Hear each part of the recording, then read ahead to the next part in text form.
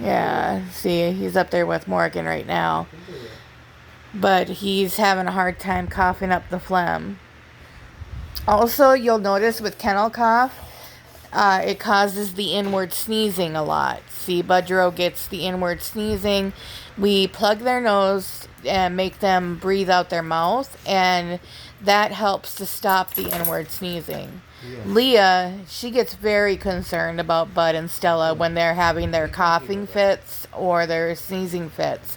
She right now wants to be right there. She's very motherly. She's very, very loving and tender, and she really just wants to make sure Bud and Stella are okay. And she's really a great dog. She is just a mama dog. I wish people could see this side of Pity's even more, you know? It's all in how you raise them. She's an absolute love. She takes care of Bud and Stella, even though they're the older ones. But vice versa too. If Leah's sick, Bud and Stella are right there. They're laying with her, checking on her, making sure she's okay. She's the first one that came down with the sickness. So when she was having her fits, Bud and Stella were in here just, watching over her, like parents, making sure she was okay. And they had already been exposed to kennel cough, so there wasn't much I could do to separate it anyways.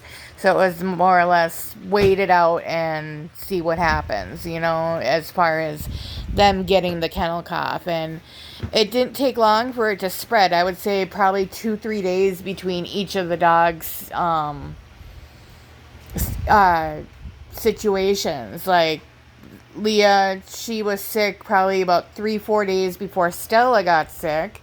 Stella got sick, and she was sick for 2-3 days before Bud got sick. So it takes about 2 or 3 days once they're exposed to it for their symptoms to start acting up.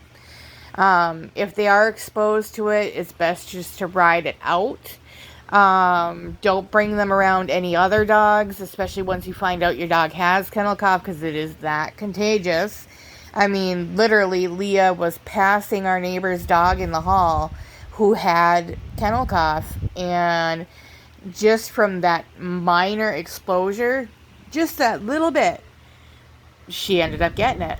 It didn't take much. So, if your dogs are exposed, immediately quarantine them. Don't bring them around other animals. Just the normal.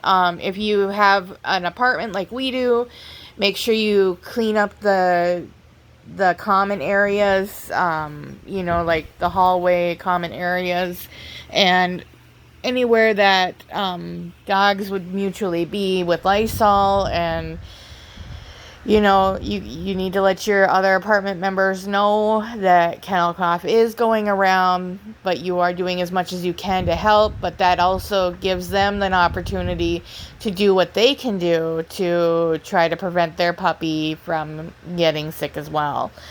But that's pretty much what we're doing. So, but this is day 5 for Stella, day 2 for Budrow and Leah. We are at 7 days. And Morgan, was she having any symptoms this morning? Some, but not a lot. Okay. So she's not coughing nearly as often as she was. So day 7, she's kind of winding down. Stella seems to be at the hump of it, and Bud, poor Bud, he has it worse than the other two got it. Like, he is definitely coughing a lot worse than than Leah and Stella. He's our baby, I mean, he's 8 years old, same age as Stella. He's not really our baby, but he's the littlest one. Littlest as in size. And so I worry about our Budrow here. See, he's so concerned. What's going on? And he looks so tired. He's not feeling well. Poor baby. He's sleeping on Mama's pillows and on Mama's side of the bed. But anyways, we will update you more as things go on and stuff. Thank you for taking time to watch us. Remember to like and subscribe, not because we want a bunch of people, acknowledging us, but just to get this video out so other people can just see realistically what it's like to live at home with kennel cough and their dogs. All right, thank you. Bye.